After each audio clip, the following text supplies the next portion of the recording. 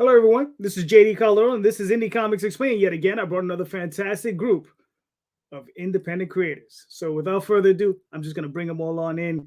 This is an exciting night. We have one campaign closing. We have another campaign opening, and here's one of the individuals involved.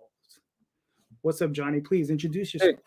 Hey. Johnny Reed, half owner of Atrocity Press and writer of pretty much every title we got. Co-writer. Cool. And the other guy from Atrocity Press, what's up, Max? What's going on? How you doing? Please, introduce yourself. I'm Max DeVille. I'm a half owner of Atrocity Press, which you can find at atrocitypress.com. And the founder?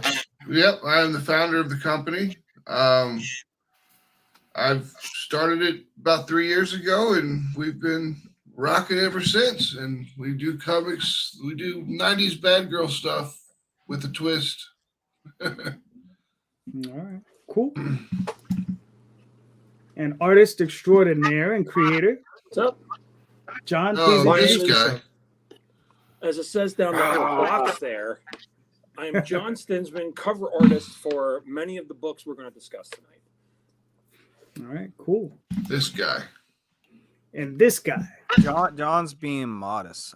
John Stinsman has a long history in comic books, dating back to the glory days of Image Comics, with Starting in 1993. working with underneath Rob Liefeld doing Evangeline and Lady Pendragon and books of this nature. Yep. Vampirella and my creator-owned book, all kinds of fun stuff over the years. Nice. Very lucky to have him. And then these guys found me buried under some rubble somewhere and dug me out and said, "Would you like to come do comics with us?" And I said, "Sure, what the hell not?" Yeah, It's history. we'll make it happen. Mm-hmm. All right, cool. Well, Phil says, "What's up? What's up, Phil?" What up, Phil? Phil. Oh! All right, so gentlemen, look. I mean, you know, it's funny. I was expecting less people, but this is actually pretty cool though, because you know, I mean, this is all right. I like this. So So we got an echo going on somewhere though. Johnny, is that you? It shouldn't be. All right, we got to start muting people one by one. Just remember to unmute them, unlike Yes. Larry. Right, because you hear that, right, JD? Like there's like that I feedback. did hear. Yeah, but I don't hear it now though. That's right, because Johnny's muted. Johnny's muted. Yeah. It always comes from him. Yeah, see, there it is again. It's back. It is. Well, Yeah. the problem is for some reason, and I'm going to have to work with Max on it, StreamYard will not work with, I've tried 2 different headsets, and and it's like you can't hear me when you plug it in if there's more than one person in StreamYard. Yeah, but are you on a phone or on a computer right now? He's on a computer. On a computer. It's like his headset's weird. It works sometimes and sometimes not. But if It works when it's one-on-one. If there's more than one person in StreamYard, all of a sudden it won't work. yeah, it's super quiet. I don't know. I'll try to get it fixed this week, so I'll just keep the mute going when I'm not talking. All right, cool. But gentlemen, I mean, listen. I mean, we've all done. Well, Larry, Max, Johnny, you've obviously been involved. John, you've obviously been involved with other campaigns that have been on Kickstarter. How's Kickstarter running these days for you guys? Like, what do you see? What do you see as like the ups, the downs? You know, I do my thing. Like I said, I sell a magical mouse. You guys are selling beautiful women on crazy adventures and all that stuff. So I mean, what do you guys see? I mean, let's start with I don't know, Johnny. Boomer. You muted. Going to Larry. No, I would actually, I would start with Max and Larry. They got a lot more experience than I have on it. I can kind of add after that. All right, Max. Kickstarter right now is stronger than it's ever been. There's a lot of comics that are on it. I think there's over 250 projects right now, Larry. There's going to be more in April. I mean, I know a lot of people launching in April. And the bad girl thing works over there. What's up, Tim? The bad girl thing works over there. It's not as prevalent in companies like Indie No and Fund My Comic, but I mean, Fund My Comic's just starting, So we'll see where that goes. But Kickstarter's strong as it's ever been. I mean, we had our best campaign ever with Mary Machine Gun 4 just like a month and a half ago. So we're doing great. Larry's doing fantastic with Savage Sin. So, I mean, the customers are there and they're willing to spend money. You just have to give them a good product. Yeah. Yeah. All right, cool. Larry, what are your thoughts? Larry, maybe he's going to unmute himself. Yeah. Gotcha. Is that what you mean though? Like how we view Kickstarter as like being successful right now, or like not successful? Is like, you know, like what do you feel is the vibe on Kickstarter right now? Like how are you guys feeling? I need an example. Like, what do you mean by the vibe? I mean, do you feel things are better? Do you feel things are as opposed to in the past? Like, do you feel you're doing better? Do you feel other people are doing better? Do you feel that there are more types of one type of campaign versus another type? Do you think, you know, like where you sit? Right, so there's lots of questions in there. Right. Yes, we're doing better. Every campaign we do, we're always growing. We're always climbing. You know, we started off just 3 local guys, and now fast forward 9 years later, we're working with superstars like John Stinsman or Paul Green, Randy Green from Witchblade. You know, these are just a couple of the name drops I can give you of how things have evolved, you know. And not only has that happened, but Kickstarter has now allowed guys like me and Max and others to branch out from crowdfunding, not leave it, but branch out from it and be published and be put in stores thanks to the grace and kindness of Ben Dunn's heart, you know, with Antarctic Press. So I think Kickstarter has definitely led to a lot of avenues, a lot of doors being open that are still being open right now. As far as what's popular on Kickstarter, I think it's hard to deny that Bad Girl comics-ish, you know, when I use the term loosely, has really run rampant lately. I think people miss comics the way that they used to be. I think there's a huge market for that nostalgia, and we deliver on nostalgia. But not only do we deliver on nostalgia, we deliver on bringing something new all at the same time.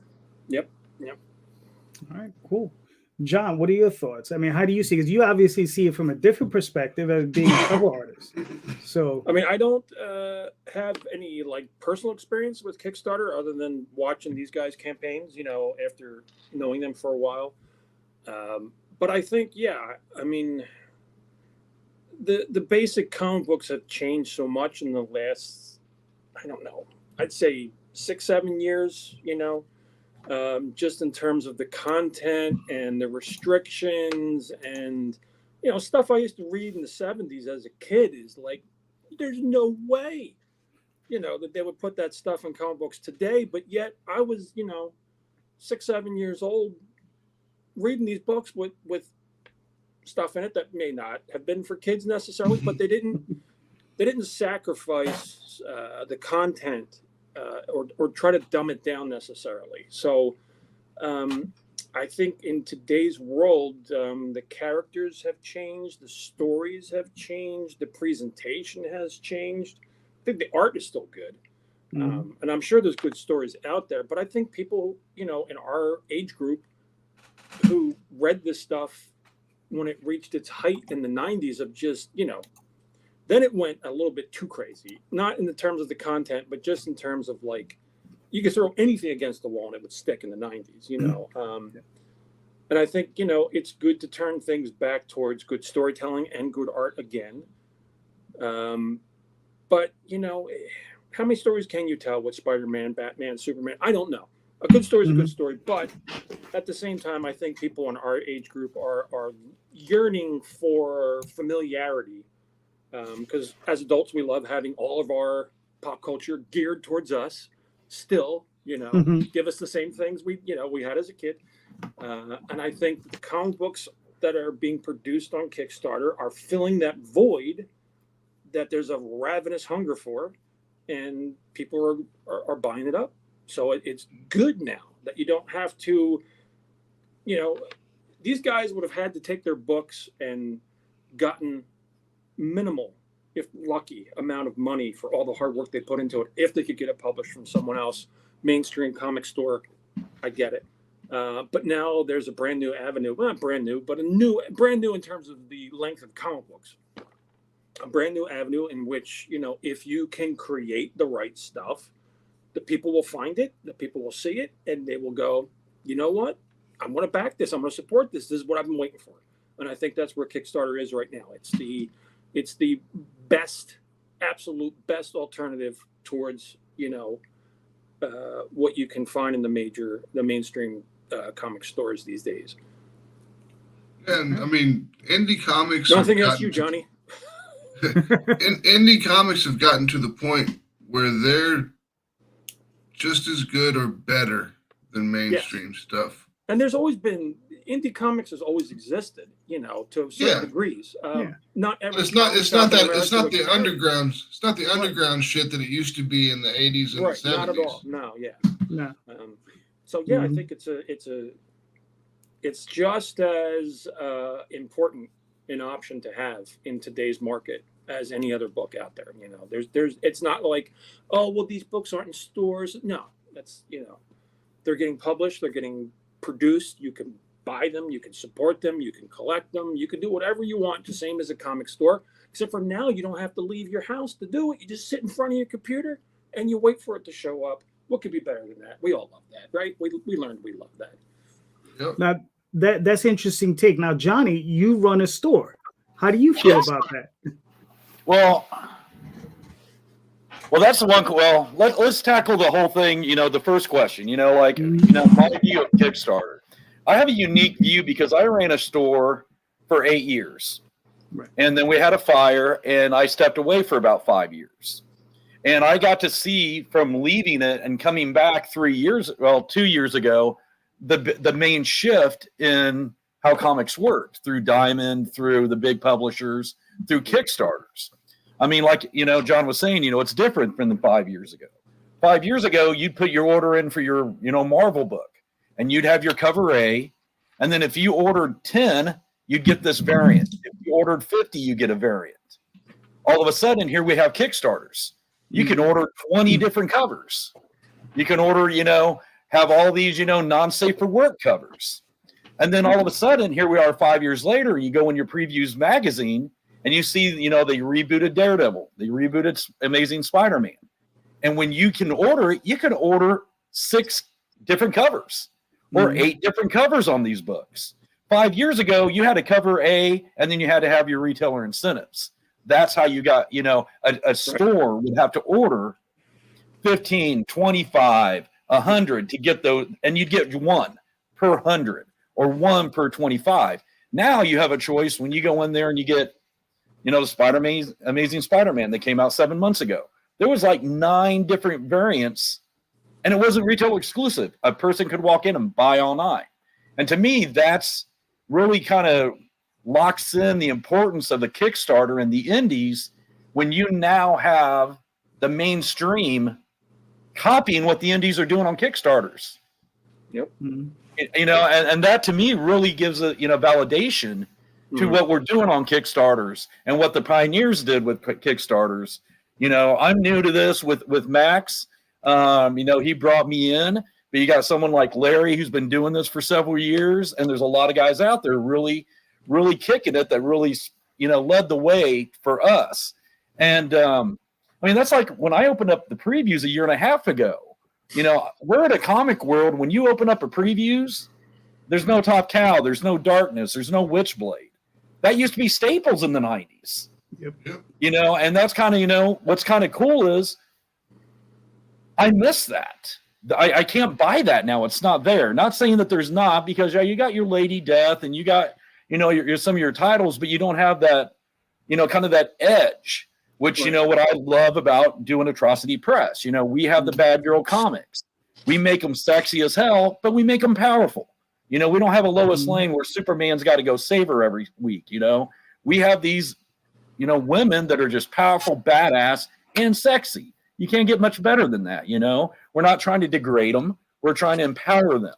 And that's what Witchblade was. You know, Witchblade back in the day was a powerful book, you know, Evangelina, a very powerful book. Lady, I mean, these are comics that I grew up with, you know, and like Lady Pendragon. I collect these. I still have them in my collection. And it's, you know, and it's great that the indies and Kickstarters, they have a place for those now. Now, I got a question specific to you because you run a shop. Yep. How do indies do in your area? Because I know some stores have great success, some have limited success, you know, so on and so forth. I mean, how do you see it? I tell you that we're real fortunate because we have some really good stores in Kansas City. What I like about them is a lot of them, I would say, like, things have even changed in just the culture around Kansas City here, just to speak for this area, because it was like cutthroat 6 years ago. Every man for themselves. But, you know, I have 2 different stores locally that they know I own a store, but I'll walk in and say, hey, we got some more Atrocity Press books. We're in indie books. Can we put them in your store? Because they have their own indie section.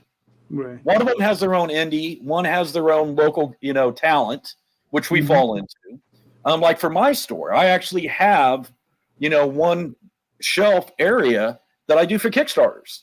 You know, like Sam, our buddy, you know, with the 47 Furious Tales, and, you know, he'll set me up with a retailer set, you know, on his Kickstarter. That way I can actually get those Kickstarter books in my physical store as well. So for me, a lot of them are looking at those indies because, I mean, if you own a store, you got to do some research if you really want to succeed anymore. I mean, you're fighting the world of digital comics. You're fighting the world of, you know, Kickstarters, and people are just looking for a good product. And I don't want to bash the mainstream because everybody does, but, you know, when you get like, I mean, let's be real. Batman's been around for how many decades? And they still feel the need of doing 4 or 5 titles a month.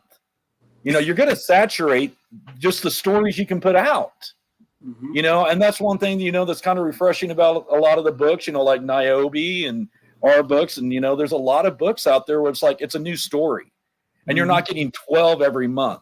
You know, when you get that new issue, it's like, it's worth the wait. You know, it's something that's worth the wait. I got to wait 3 months for the next one.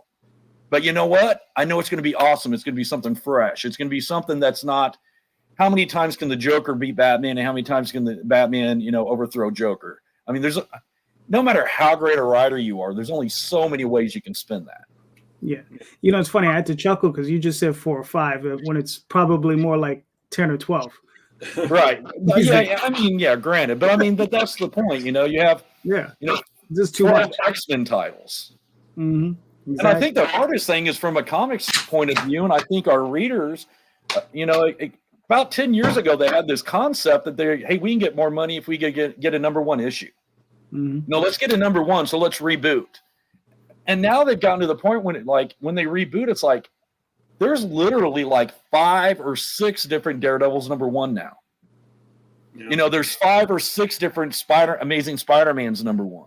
And they kept trying to get that bang for that first issue. But as a collector and as a store, it's a nightmare. You're trying to put your comics in order and you got to look up 12 different, you know, Spider-Man #1s. As, you know, as a collector, you're like, hey, I need Spider-Man #1. But is that 2001, 2004, 2006? Is that the one just from last month? I mean, Daredevil literally just started. They're on issue 9, and I just read an article that they're saying they're going to probably reboot it in the summer. Now you're getting into the comics versus manga and why everyone's reading manga these days. Exactly. Because yeah. It's not confusing at all. Manga is never confusing, no matter how long a series has been out. Any new reader can jump in and know exactly where to start and where to catch up to. Try doing that with any of the Marvel and DC books. It's impossible. It's impossible to bring in new readers because no one knows where to start. It's a confusing mess. You could ask, I'm sure, Johnny, you've been asked, like, you know, oh, I want to read this. Where should I start? You have to, like, think about that shit hardcore to figure out, like, where do you start? Yeah. You're going to be like, start at Superman 397 if you wanted to learn about this part. Or you need to start at Superman 612 if you want to learn about this instead. Well, and then they insult our intelligence because we are going to reboot Daredevil and he's on issue 9. Oh wait, I just looked at the on Wikipedia, and technically this would have, you know, the next issue would have been the 800th issue if we never would have stopped it. Yeah. So now we're going to go ahead and do the 800, Daredevil. And then it's going to be 801, 802. And then all of a sudden it's like, no, we're going to reboot it again. And it's like, you got to be kidding me. And I mean, it's not bad when they add to the story, like when Frank Miller, people like Frank Miller did a seminal run on Daredevil. People like Walt Simonson did a seminal run on Thor, but they added to what was there. They didn't reboot it, change everything, make it theirs, change the origins, throw stuff away, add new stuff. No, they didn't do that. And that's why those runs are so well respected even decades later. And I feel like every writer Claremont in the X-Men. Claremont with the, I mean, dude, the fact that they went in and changed so much of what he created at this point is disgusting to me. But I agree, it's sacrilegious. It really is. Yeah. Well, and I think a lot of things with it too is just a situation of, I think, it really happened with DC and they found it. For the first time, years ago, when you had the Blackest Night on DC Comics, for the first time in decades, DC was beating Marvel.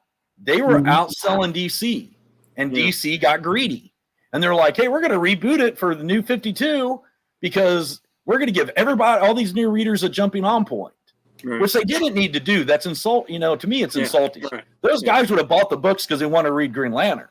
What they screwed up on is they didn't realize for every time you give somebody a jumping on point, you're giving somebody else a jumping off point. For sure. And that's when their sales started dropping because there's those guys out like Uncanny X-Men. They got all the way up to like 300 and 400, and then they're like, we're going to reboot it a month later at 1. Yeah. Why? Yeah. I mean, to me, I just thought it was insulting. And of course, they lose, readers. It's less about the storytelling and more about the money. It really is. Yeah. Right. It didn't help that the New 52 sucked. I mean, the New 52 just admitted it was not very good. It wasn't, but when DC did it right, like after Crisis on Infinite Earths, they rebooted the whole universe. And that is because the universe had become such a confusing mess that they streamlined it. Yeah, right, exactly. They streamlined everything, and but still, when they retold those origin stories, whether it was Perez on Wonder Woman or John Byrne on, Superman, they basically kept everything traditional, just retold it to you again, so that new readers could come in. But I wouldn't even begin to know where to touch any of the books these days because, I don't know. I unfortunately, maybe about a decade ago, stopped reading comics. Not that long ago, probably about 8 years. Why? When we get the first trade paperback for Mary Machine Gun on the spine, it's going to be a number 1. Right, exactly. The second trade paperback is going to have a 2 on it. Nice. So, Max, let me ask you a question about Human Hunters. Yeah. I know you guys are obviously sharing the creation and the co-credits and all that stuff, but how many issues is this series? Like, is it a short run, long run? What are you looking to do with it? This one's going to be 5 issues, and that'll end the story arc for this one of the human trafficking story arc, and then we've got another story arc already half written that focuses on Dr. Juan Montclair, our voodoo doctor. So that one's going to be really cool because we get to pull in all the magic and stuff like that. So that's going to be super fun. But yeah, that one will be another 3 issues, I think, maybe 4. No, 5. Another 5. Okay. And see, we've got 2 5-issue story arcs with that. We've got Ninja Bimbos. These are zombies from deep space. We got another 3 issues of that before we end that story arc because that'll be 5 issues. Yep, that'll be 5. And then we've got ideas and some of the things written for further on into Ninja Bimbos, into like what would be issue 6 and stuff like that, because it's just going to pick up where the other ones left off, but it's story arc, and the story arc ends and then a new one begins, Yeah. Now, and you said something about the creativity, because see, the one thing that we do that is like Mary Machine Gun, that's Max's baby. He created her, he started it. Human Hunters, that's actually my baby. I started it. I ran with it. Ninja Bimbos is truly a collaboration. The story behind that's actually hilarious. Max calls me up one day and he goes, I got an idea for a comic. And I'm like, all right. And he goes, Ninja Bimbos versus zombies from outer space. And I go, are you serious? And he goes, no, dude, it's going to be awesome. I said, do you have any characters yet? He goes, no. That's all. And I was like, so we got the idea, and he goes, and he kind of told me what he wanted the world to be. And next thing I know, I start throwing together ideas for characters. And then we start creating this world. And it's really weird the way me and Max write, because you see how we are right now, right here. Yeah. This is what we do, even though we literally live a mile from each other. Yep. When we write, we bring up a Word document. And since I'm a terrible speller, Max does the typing. But we just talk back and forth. And I'm an ex-musician. I used to, be in a band, we'd write music. But I've never worked with anybody like Max. We're like, correct me if I'm wrong, but we finish each other's sentences like all the time. And I'm like, hey, we need to do this. And he's already typing it. Right. And it's kind of like, like the Mary Machine Gun. He comes to me and goes, I got an idea for the story arc. And he does the outlines for Mary. And then with Human Hunters, I'll do the outline. And then we just start working. It's like a symbiote. It's just really, it's really weird. It's awesome, but it's weird, And he has this new story arc that we're going to be doing for Mary Machine Gun. Dark America. He's like, I got this idea, and then we just kind of roll with it. And I think that's why we work so well together. Yep. Gotcha. All right, cool. Now let me ask Larry a question. Larry, you're just sitting there. You just sitting there. So Larry, for Savage Sin, man, I mean, it's obviously you've been answering this question for a minute. It's a huge departure from Niobe, right? Like this is like completely different, right? Now, what brought that on? Why did you want to go in that direction? Had a story in my head. Had the extra money. That was the big thing, was the extra money, right?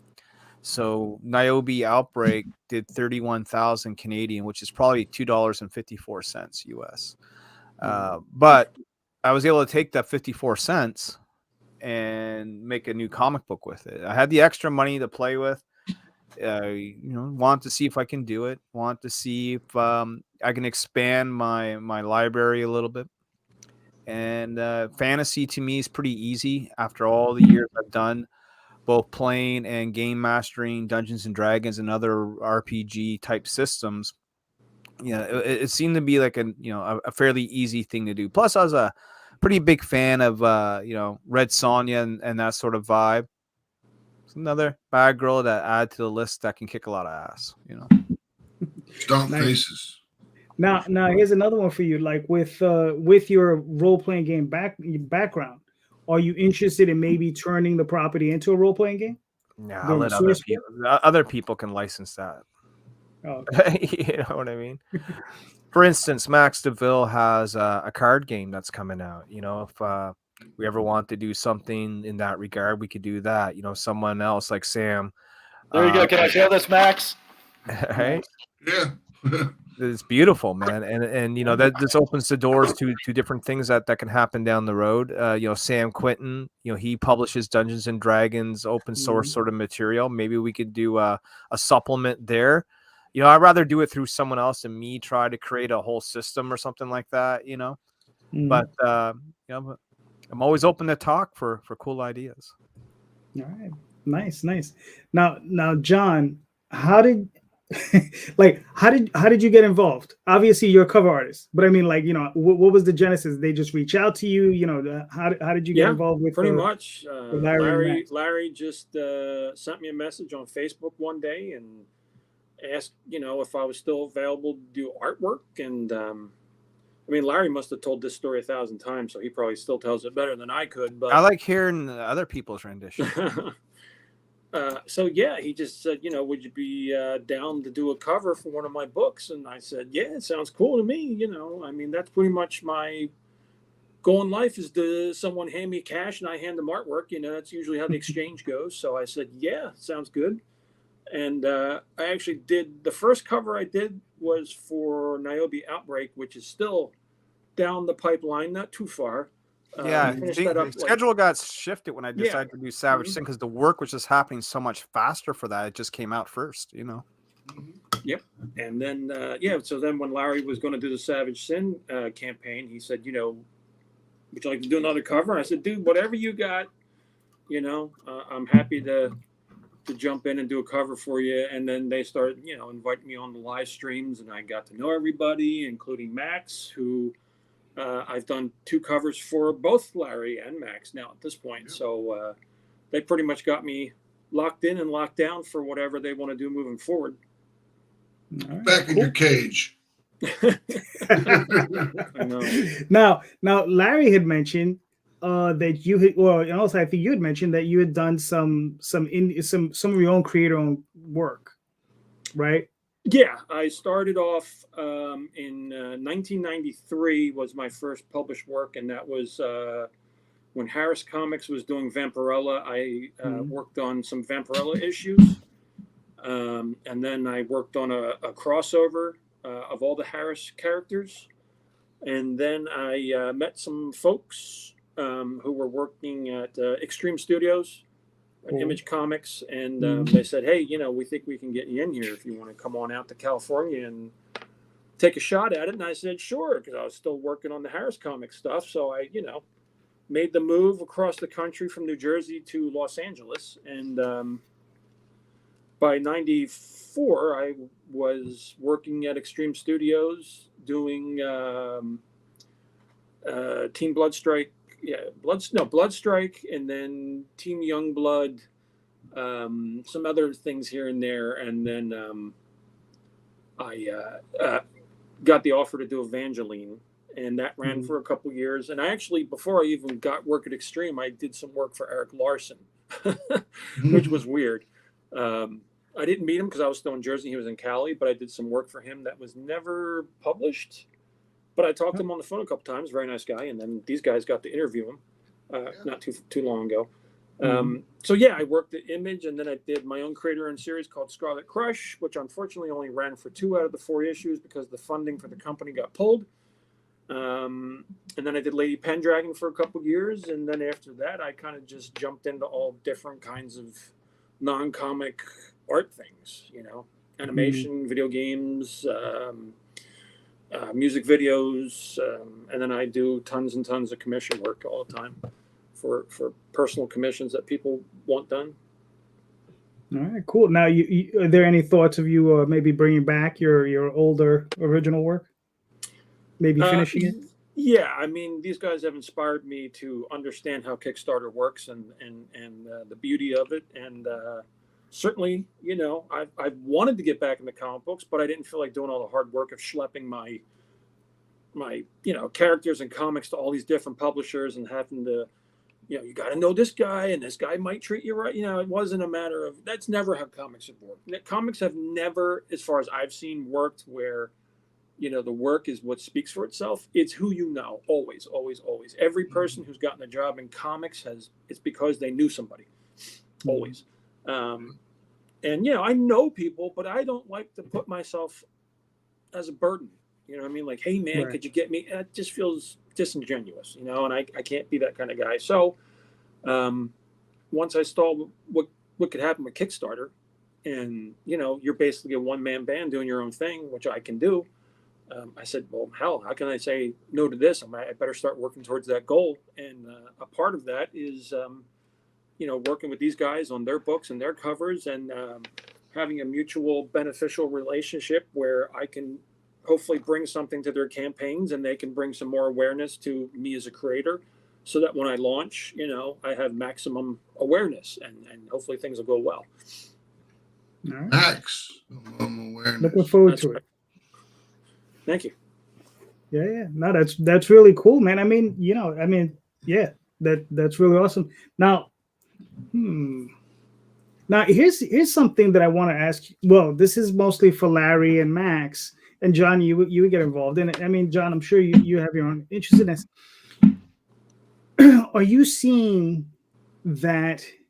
Is it the marquee name from an artist, or is it just good artwork that is selling on these covers? right? Because you guys have a nice mix, right? You got someone like John, right, who Yeah. has a marquee name, right? And then you have a lot of other artists whose names maybe aren't as big, but they're really putting out excellent work. Yeah. Right. Well, it works both ways. It's kind of 50-50. You can hire an artist that people know, and they're still gonna come follow it. Like Larry hires Paul Green. Right. People are gonna follow Paul Green because they love Paul Green, and it's a small print run. It's maybe worth more. I used John Royal. We sold a bunch of copies of his cover. But we've also used people like Fabio Sumeo, who's just a fantastic artist. Dude is just a killer beast. And he's not that well known yet. He's on his way up quick. Don't get me wrong, but he's still not that well known, and he sells books. I also think that there's I wouldn't say a divide, but there's a different market for mainstream versus independents.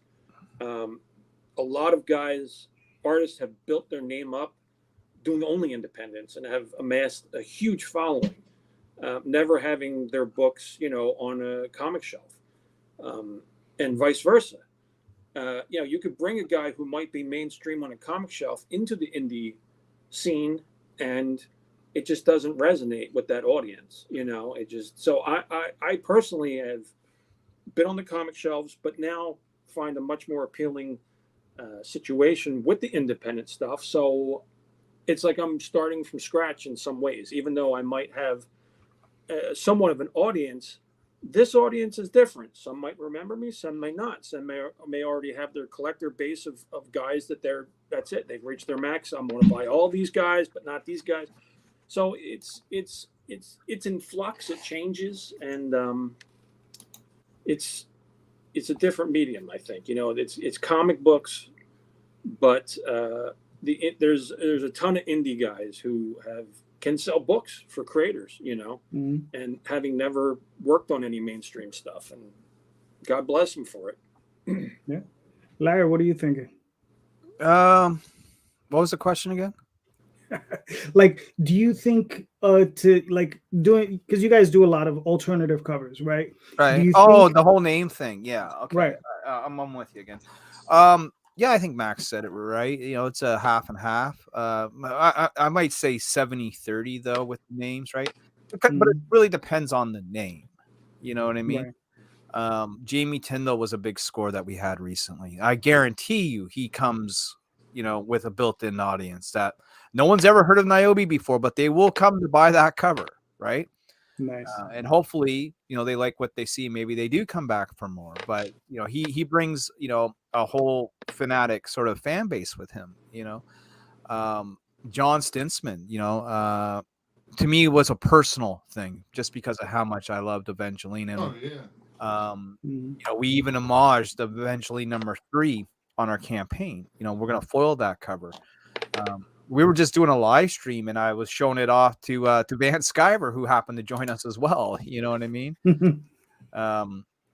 So it was cool to have these two guys from Harris Comics on the show, just sort of shooting the shit for a little bit, But I mean, I have all the member berries in the world. You know what I mean? And John's stories, right? Like we called him and we messaged him, and you see if he was even around to do comics. He could have been doing video game design. He could have been doing a number of other things and could have been like, yeah, I just don't do that anymore. You know what I mean? But no, he's here, and we're making sure that everyone's aware that he's here and that he's back, and you're going to see great things and big things from John going forward. And so happy that we lucked into him sort of on the ground floor running before he gets too big to ignore. You know what I mean? Right. But then you have guys like LC Faritas, who may not be a household name, but my God, can the guy draw? Same thing. Max had mentioned Fabio. Eduardo Garcia, who's drawn Savage Sin, is really great artist. And some people may know him because he's done work for Zenescope, but some people may not. And I love like even getting new guys in the door, like a Giselle, who's doing these like just fantastic, hilarious chibis, and giving him a spot on the campaign. You know what I mean? So we'll watch people like Mateus he started at Neo Tokyo, and just seeing his evolution of his art over the last 2 to 3 years is just amazing. The dude killing it now. So we'll work with anyone, like if you're brand new and we think you got something, we might reach out, and we'll also try and reach out to the pros to, hopefully get a little rub from them. You know what I mean? And everyone in between. All right, cool.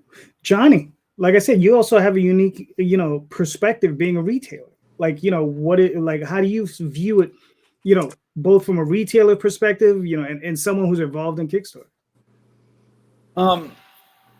Well, I think everybody's kind of, on point and in agreement that, I think it depends on the name. I think it's very 50-50, because I think the main thing is you're going to have your big names that people are going to want those covers. Back in the day, if Al Rio had his name on a cover, I was going to buy it. I didn't care what it was. I was just a big fan. There's certain artists that just touch people, they want that cover. I think the difference, though, is having a good book with a good story and that's what makes people buy that book every time it comes out, versus, hey, I'm just going to go buy this cover. If somebody just wants those covers, you're going to, like, let's just say, John's cover. John has a following. If everybody's just buying his cover, but when you look on a Kickstarter and you see all 5 of your covers, all are moving. You're going to have high and lows, peaks, but overall they're all moving. Those are those people that are like, I want this for the story, and I'm going to pick out my favorite cover to go with it. Mm-hmm. Want to read one and keep one. Yeah. But then again, we all know, like, when we fulfill these, there's a lot of people that they want every cover. That they really want to support, and a lot of them, I don't think it's that point of like, I'm a completist. I think a lot of those guys, and we get notes, from the people buying them, that's how much they want to support our product and keep it going. They're like, we want to make sure that Mary's going to be out there 2 years from now, that Human Hunters is going to be out there for 2 years from now. So what can we do? You know what? We're going to put our money where our mouth is, and we're going to go buy everything you got so we can keep you moving. All right, cool. I'm gonna pull up. Here's a guy. I've heard of John Stinsman before. But who are these other guys? Nice. What's up, Tom? Smart. I like that guy. Max, here's Human Hunters. Do you want me to play that video? Yeah, go ahead. All right, just give me a second. Let me just double check something. Oh, cool.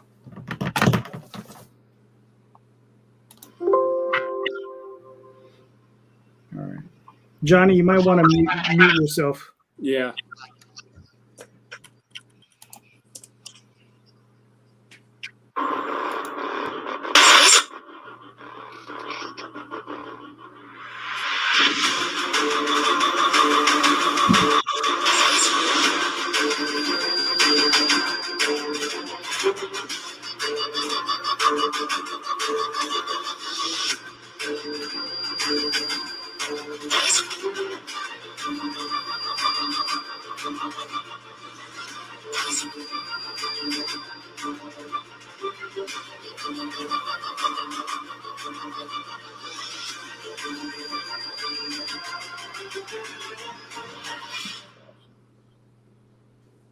All right, cool. We're at 65%, 58 backers. So we get a few more backers tonight. We can get this going and hopefully hit $3,000. So we get closer to that goal. Mm-hmm. No, definitely. So walk me through this, man. We've discussed Human Hunters before, but for those who are not initiated. Yeah. I'll let Johnny take it. He's the lead, so he knows more about it than I do. Go for it, Johnny. Oh, do you want me to read this down, or do you want me to just go ahead and paraphrase kind of what the team's all about? No, go ahead and paraphrase. Yeah, because basically the concept of Human Hunters is taking the monsters of old and kind of like your Mary Shelley's Frankenstein. We didn't want to change anything because I respect the literature too much, but we want to enhance it. And we kind of made it modern day where, it's kind of like a Universal Monsters meets Mission Impossible meets Fast and Furious. The whole concept is it's kind of a story of redemption. These are guys that used to be hunted by humans, and now, ironically enough, they're paid to kind of be the A team and go after the monsters that are humans, the drug lords, the human traffickers, so they're kind of trying to clean that red slate that they've already built up over the years, and they're trying to now turn around. Radu is kind of our leader. He's a multi-billionaire. He funds the group. He's kind of our James Bond, suave, debonair. And he's gone out and searched for these, we have Kirstine, who everybody kind of always thought of the Bride of Frankenstein, but that's Universal. In this story, her and Victor are Frankenstein. They're brother and sister. It's the concept, that they had the same father. So there's nothing romance there. It's like, that's my brother. This is my sister. We've been around for years. We have JC. He's our Native American. He's our werewolf. We have Dr. Juan. He's our voodoo doctor. We have Freya, who she's our secret enigma. You don't really find out exactly a lot about her until issue 4. We also have Kirstine. She's our Frankenstein's female monster. She's our adrenaline junkie. She's our thief. She's always trying to do whatever. She's always taking the risks. And then we have Cleo, who is our mummy. And she's our computer hacker. And we kind of, I really wanted the concept on this that you see so many movies. And it's like these monsters are in modern day, and it's like they don't know what a phone is, or they don't know what a car is. And we wanted to flip that. You've been around for centuries. For anybody that knows Cleo, it's Cleopatra. Everybody knows it. It's been spoiled before. But like originally, she spoke 12 languages. She was into astronomy. So what did we do? We made her now 36 languages. She's a computer hacker. She helped actually develop the internet. And that's kind of, the one thing that we do a lot of. Each one of these characters, I spent months researching. It's the same thing with Max. When he does a lot of the Mary Machine Gun, he'll research, what really happened in those times. Because yes, it's a fantasy world, but we base it on a lot of real actual, history events. And then we'll change it up a little bit. We'll throw curveballs in. Our first story arc for the first issue was actually a heist. A vase was stolen from a family during World War II, and they were hired to retrieve it. So it was just kind of, an introduction to the characters. When we got into issue 2, it was turned into a situation where 3 girls get kidnapped at a club, and they're sold to human traffickers. What they didn't understand was these 3 girls' fathers were drug lords, monsters. So they had the finances to hire the human hunters. So now they're going out to try to find these girls and also to get even, for the fathers in doing so. The last issue 2 was the first part of the trying to track down where the girls were. A big fight broke out. Our actual girls on the human hunters get kidnapped. And that's where this issue picks up. It picks up with the human hunters not only having to find the 3 girls, but Radu, Victor, JC, and Dr. One now have to find their own teammates as well. So, and that's what this one gets into. All right, cool. Did I forget anything, Max? No, you're pretty much dead on. Nice. Listen, the campaign looks awesome. John, obviously you're doing a Cleo. Yeah. So when they approached you with the project, how did they approach? Did they send you pages? Did you look through what inspired you to do this piece? Well, Max took me out of my handcuffs, and then Nice. Yeah, he just said, would you like to do a cover? I said, sure. I said, is there a character that you like personally that you would like me to do? Because I did a cover for Ninja Bimbos, and with that one, he just said, pick your whatever one you want. So I thought I'd kind of reverse it and ask him if he had a preference this time around. And he said, I really like Cleo. She hasn't really been overly exposed to our audience yet, so maybe do that one. And I said, sure. You know, I mean, I get to, you know, draw the hot nerdy chick in glasses and, you know, sexy lingerie and stuff. So I said, no problem with that. And I read through the issues he sent over so I could kind of get a feel for her and what she was all about, so that way I could properly represent her in a way that would be familiar to the audience. And came up with this, and they liked it. So that's where it went. Babe Ruth, you calling your shot? Knocked it out of the park? Yeah. Yeah, when this came over, I got to tell you, number one, just being able to work with John was like a check mark off the bucket list, you know, because Max calls me, he's like, dude, I got John. I'm like, for what? I go, I thought he did Bimbos for us. He goes, no, he's going to do Human Hunters. I go, oh, you're kidding me, dude. And he's like, no. And I'm like, yeah, right. No. And then this came through and I was like, oh my God, this is, I don't know. There's something, I mean, I think everybody, you know, that creates a character. You know, when you get a beautiful piece like this that comes through out of something that you created out of nothing. Mm-hmm. I mean, 2 years ago, Human Hunters was an idea I had in my head.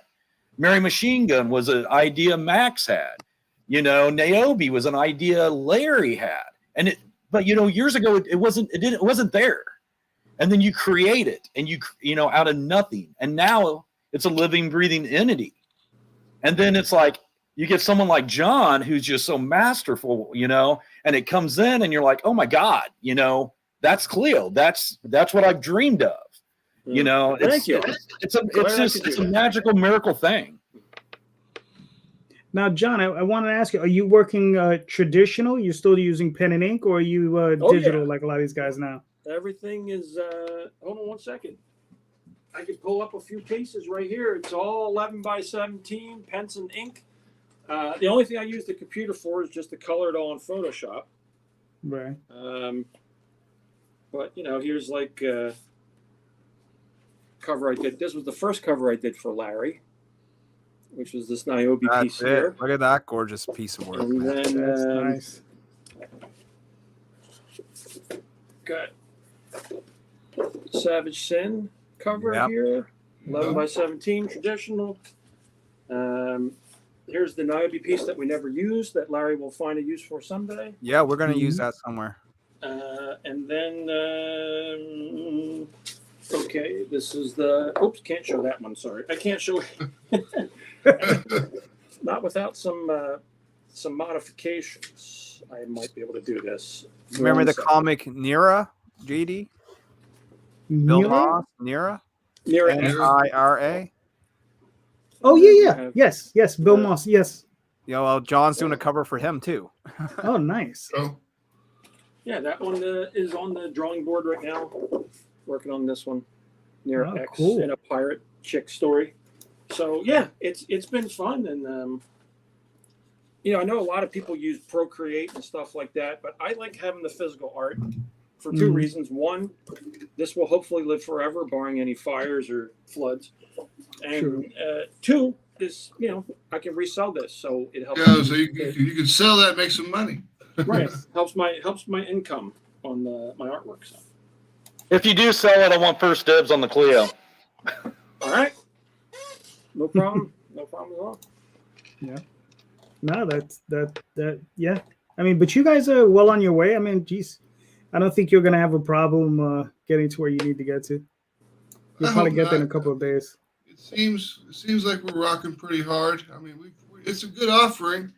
We've got a lot of really cool covers. I mean, the story's relevant and cool, you know. So, I mean, it's very Mission Impossible. You know, it's very crime drama-ish, but with badass werewolves and stuff ripping people in half.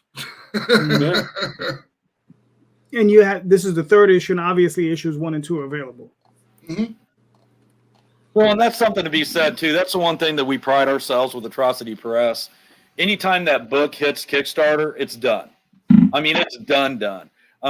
Issue 4 is already done, ready to go. I think we're going to be doing that. August will be issue 4. Issue 5's, I think he's only got like maybe 3 or 4 pages, and it's done. Same thing, you know, with all the Mary books, the Ninja books. When we do our Kickstarters, they're done, they're completed. As soon as that Kickstarter's done, we're sending them to the printers to get done. So we can do a pretty good quick turnaround. So now, after the campaign, how long do you expect before, you know, done, ship? About a month and a half. Okay, cool. Nice. Usually but once it's done, you know, Kickstarter holds the money for what, like 14 days or something like that. 2 weeks. And then it's usually around a 14 to 18 day turnaround, you know, for because we use Comic Wellspring. It usually takes us that long to get the comics back. Mm-hmm. I can tell you the one thing with me and Max, we usually get the stuff fulfilled, if not in 1 day and 2. Oh, gotcha. Nice. So I know what the last one. What was our last one? Not the one we're working on now, but the last one was what, Ninja? Yep, Ninja Bimbos 2. Yeah, we did that one in 1 day. And it was a long day, but I mean, yeah, we got right. to get it down. Mm-hmm. Nice. So you guys get together at your store and bang it out, or you have a warehouse?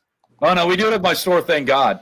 Usually what it is since I've owned a comic shop and owned comics forever, I can bag and board like a ninja. That's not just flexing. It's an art that some people can, juggle. I can bag a comic quick. So I'll get them all bagged and boarded in the morning. I'll come up here at like 3 a.m. and then Max will sit there and he'll be typing the stuff and calling it off. And I'm putting the packages together. He's slapping the label on and bang, we're done. And we do a package in like maybe a minute, if not less. Nice. All right, cool. And it's fun, We put on some music and it's just a good time. I mean, that's a good thing I have to say about working with Max. It's fun doing it with someone. Mm-hmm. No, that's awesome. I mean, listen, guys, if you're watching the show, all of the links are in the show notes. So you can go check it out, click on that link and go pick up some books, man. These look incredible. All right, cool. All right, now let's bring up. It's the final countdown. There you go, down to 21 hours. Nice.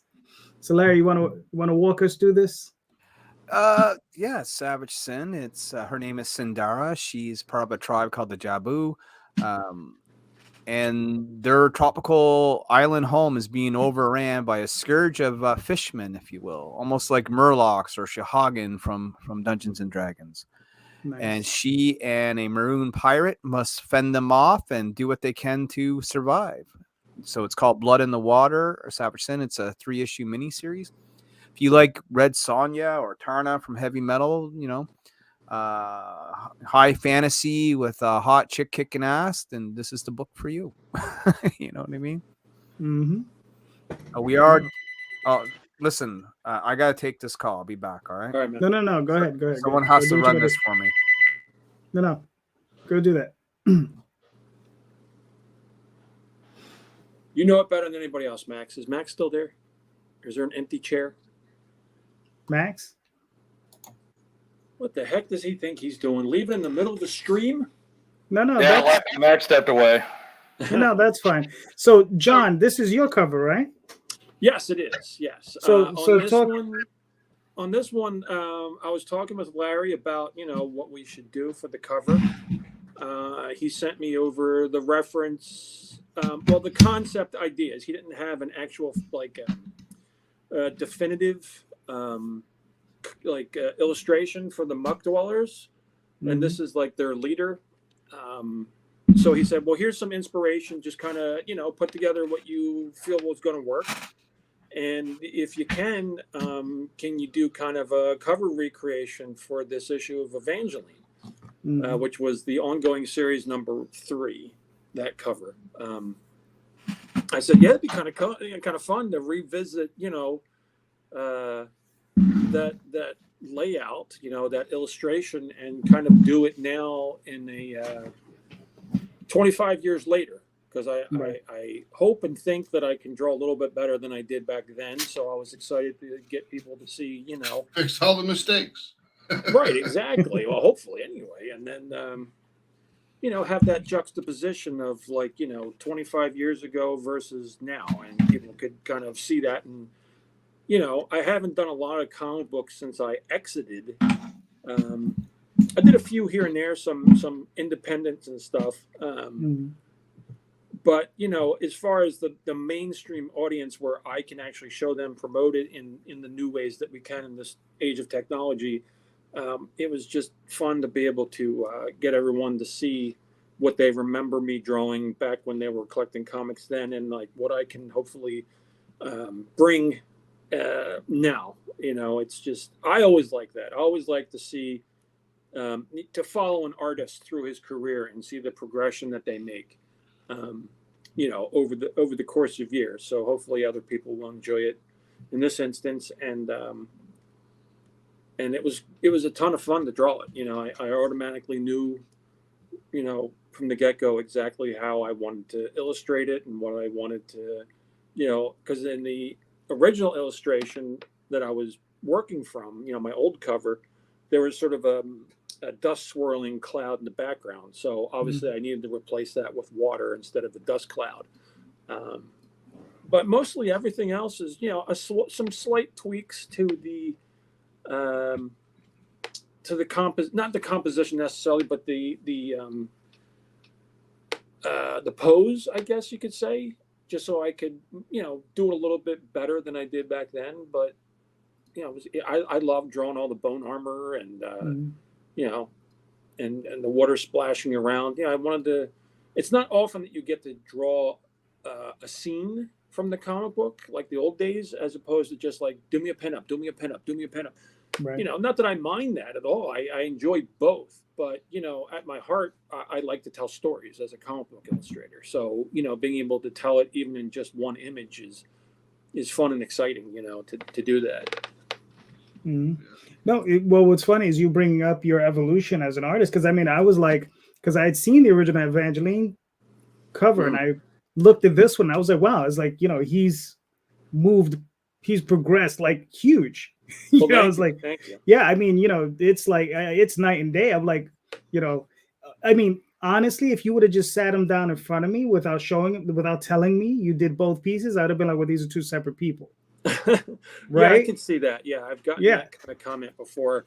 I don't know if that's beneficial to the people who remember me, and the fact that they might want to, mark it off of those old memories, but hopefully just recognizing that it's the same person will get people interested. And the other change that I made in the time from when I was doing comic books originally is that back then I only did the pencils. Right? Well, so your colors are killer, man. I do the pencils, inks, and colors on everything now. So that to me is has always been my goal, because that's what I did as a kid. Before I even was drawing professionally, I always did the pencil, ink, and color with markers, which I still do. Copic markers on traditional commission work and stuff. But being that complete artist as opposed to just the penciler was always super important to me. Very, very important. And I'm glad that I can do that now and show people what I have going on, and hopefully they'll like it. No, listen, I look incredible, because I was gonna mention the way you mold the colors, just because it was funny. I was only seeing this picture as tiny little thumbnails, and this is the first time I'm looking at it nice and blown up on my screen, and it's just the way you mold the colors is really, really nice. Thank you. And the way you have the shadow with the hair, I was like, you take a lot of attention to a lot of details there. Yeah, and the more covers. Look, as an artist, you want to continue to grow endlessly, because that is what makes drawing fun. Is that every piece you do is another opportunity for you to do better than what you did before. So that to me is important, and being able to do all these covers consecutively, I learned something new maybe on one that I can incorporate moving forward, and so on and so forth. So it's a great opportunity to be able to do these covers. If you want to know about the story, it's about a tribal girl named Sindara, Sin. That's where the namesake comes from. She's there's a pirate ship that the captain's drunk and gets a little rowdy with the first mate and ends up throwing him overboard. and he washes ashore on the island. And him and Savage Sin get together and have to deal with this muck dweller problem. Nice. No, I mean, listen, I mean, Larry always puts out a good book. We know this. This Oh, yeah. stuff is always, It's covered by C.B. Zane, yeah. covered by R.B. White. Gorgeous. And here's some pages. It shows the combat scene between Savage Sin and the muck dwellers. She's just terrorizing Savage Dragon. Yeah, really, right? It's like all his cousins came on. They're getting their butts Yeah. whipped. Nice. Decapitating stuff and cleaving heads, and then she stomps on faces. See, she got the stomp coming down on the face. I love that shot. Yep. Oh yeah, that's a great one. Nice. You got Jason Doobie's trading Reverse. card that's been unlocked. Nice. And the man himself, Ben Dunn, did a little anime sticker, which has been unlocked at 8,500. Nice. The chibi sticker, I Kill You, by Giselle. It's been unlocked. It's also this chibi from Giselle, the Muck Dweller. It's been unlocked as well. It doesn't have this check mark yet. Mhm. And Larry's right on the tail end of getting the Joel Souza bookmark unlocked. So Nice. get And that that- unlocked. Yeah. Sweetness. Let's see. He got 21 more hours. I think he can make it. Or Yeah. no, forget that. He will make it. Yeah, he's got another card, and then at 20,000, if he happens to, Mhm. for the miracle of the comic book gods bestows down upon him their light, he will make $20,000 and reveal that when it comes time. Nice. Yep. Nice. I keep telling him he needs to tattoo the username on his face. Whoever sends him over 20,000, but he won't go for it. Yeah, well, he wants to have a day job. Well, he still requires a day job for a little while. Not much longer. You get the John Stensman combo pack. A lot of these are regular and foil. Mm-hmm. So you can get the John Stensman cover in foil and in regular at the same time. And the Virgin edition. Yeah, Virgin yep. It's Virgin Edition too. He's got a Virgin Edition. So, and then R.B. White's got a Virgin Edition.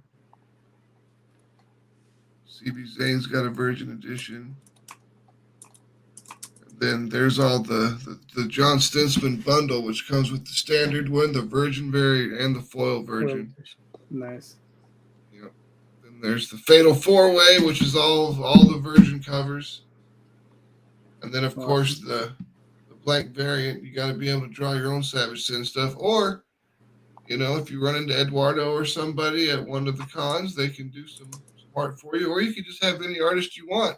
Yeah. Mhm. Mr. John Stensman might even grace you with some cover art if you contact him and send the cover in. Yep. Nice. Then R.B. White original art tiers. Nice. Yeah, the rough pencils that's sold.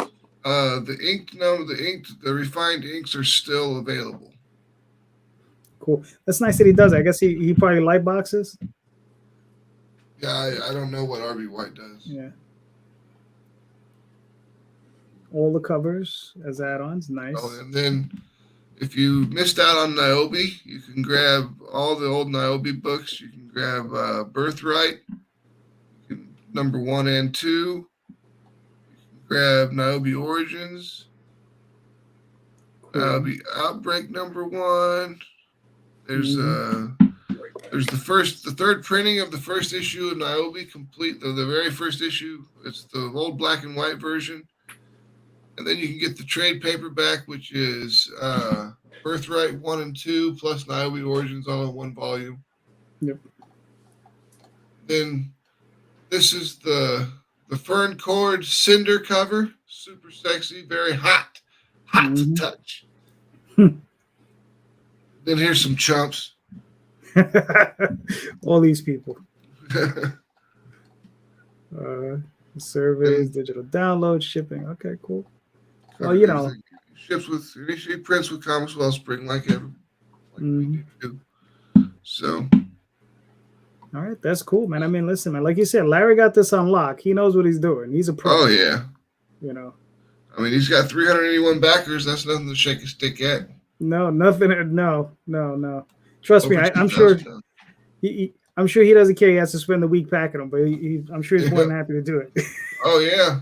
I mean, he'll do it. He'll just we sit in the off airs and he's packing up packages while I'm doing something else, like writing up Kickstarter stuff or posting stuff to Facebook, or sometimes I'm just playing video games. Nice. Well, yeah, at least he keeps him off the video games. I think he plays too many of those things. Keeps him off Twitter. Keeps him off Twitter. He needs to stay away from Twitter. There you go. Right his brain. But let's see, is yeah. I mean, he's at 381 backers. He got 21 more hours. He'll probably pick up another God knows how many backers between here and there. So, yeah, because there's always that final day spike. So he'll be pushing 400, I think. Mm-hmm. Easy. All right, here's one.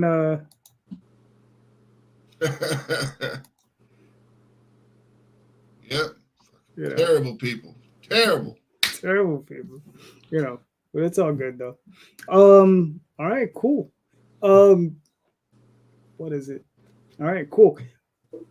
So, guy, I was only planning on running this for an hour. I'm sorry. I was a little chatty, I guess. No, that's fine. That's fine. And I know Larry's busy. So, gentlemen, man, I mean, you guys are doing great. Johnny and John, I've already interviewed. I've done a one-on-one with Max already. I've done one with Larry. But I gotta bring you guys on individually and just do like one-on-one with you two guys. Sure. Oh yeah, that'd be a pleasure. Because I think it'd be cool just to because like I said, it's just to do a one-on-one, just to get your perspectives, on the industry and all that jazz. I mean, especially John, when you're ready to. I don't know when you're looking to launch, but I don't know if it's anytime soon or whatever.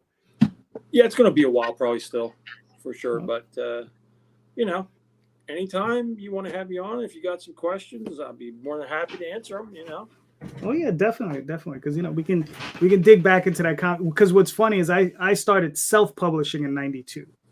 Oh, okay, wow. Yeah. So I was, I was. JD's been at this for a minute. Yeah, I've been.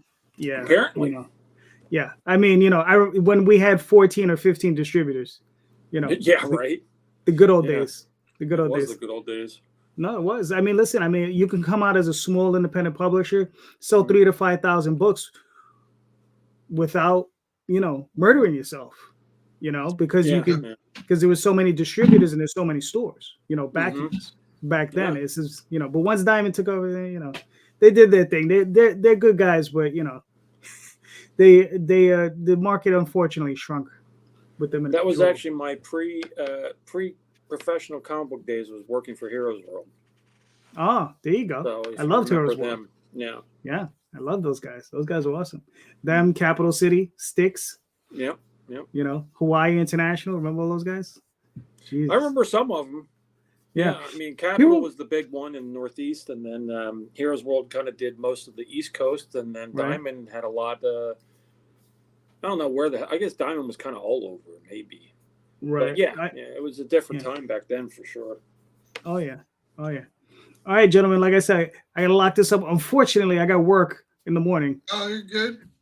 But so John, let's start with you. Where can they find you and your work, sir? Just look up John Stinsman on Facebook and Instagram. It's under my name, and I'm posting there mostly on Facebook more so than Instagram. I have to build up my Instagram. I just don't post it that often. I get more interaction through Facebook, so that's where most of my stuff is, and always easy to find and contact me there. All right, cool. John, we'll be talking to you soon. Mr. Max, where can we find you and your work, sir? Bam. atrocitypress.com. You can stop by there. It's got all of our social media links on it. It's got all the news that's coming out about Atrocity Press properties before we drop it on social media. It comes up on the website. It's got our store, so you can buy our old books, back issue books, merchandise, T-shirts, hoodies, all that good stuff. You can get it all at atrocitypress.com. Check out our group on Facebook, Atrocity Press Comics. That's the second most speedy way of getting information about Atrocity Press, and we like to have fun over there and do wild shit too. Nice. Giveaways, stuff like that. What's up, Larry? Yeah, I'm sorry I had to miss out on the whole promotion of my own book. That's all right. John and Max had you covered. Yeah, I've heard the spiel. I get it. The problem is, JD, I'm trying to do a show, and I just recently had a friend pass away. Like I had the news about an hour before we came on. You know what I mean? Right. Yeah, I'm sorry to hear that, man. I mean, my condolences. Thank you, brother. So Larry, like I said, we're at the end of the show. Please, where can they find you and your work, sir? Niobe Comic on the major social media, so YouTube, Twitter, Instagram, Facebook. Go back, Savage Sin. It's got 21 hours left. We're at 381 backers strong. Over 10,000 US now. So we hit 5 figures US, so that's good. If you know anyone that's struggling, reach out to them. Yeah, All right. serious. Cool. Sounds good. Johnny, where can they find you and your work, sir? Bang, right over there, atrocitypress.com. Pretty much everything Max said. Find me on Facebook personally, and if you're in Kansas City, kind of the home of Atrocity Press is my comic shop, Brute Squad Entertainment. Look us up here. If not, everything Max said, atrocitypress.com, Atrocity Press on comics on Facebook. We're there, and currently on Kickstarter. All right, cool. That sounds awesome, guys. You guys are fantastic. Like I said, you guys are always going to be welcome. If you guys ever want to come back on the show, because I do a Sunday show, that's where I regular show. So if you guys ever want to come on, just hit me up, and it's usually not a problem. Come on the Talking Comics on a Sunday. Yes, and that's where you can find me, Talking Comics on a Sunday. That just about every Sunday night. I like to take some off. So you can find me, JD Calderon, Sunday nights here on YouTube, Facebook, Instagram, Twitter, all that good stuff on the JD Calderon, the OswaldChronicles.com, also on Kickstarter, so you can go check that out. And everybody's links are in the show notes. So click on those links, go buy some books, go buy some awesome indie books, especially ours. All right, so thank you so much, and have a good night, guys. Take care. Thank you. It's a pleasure. Later.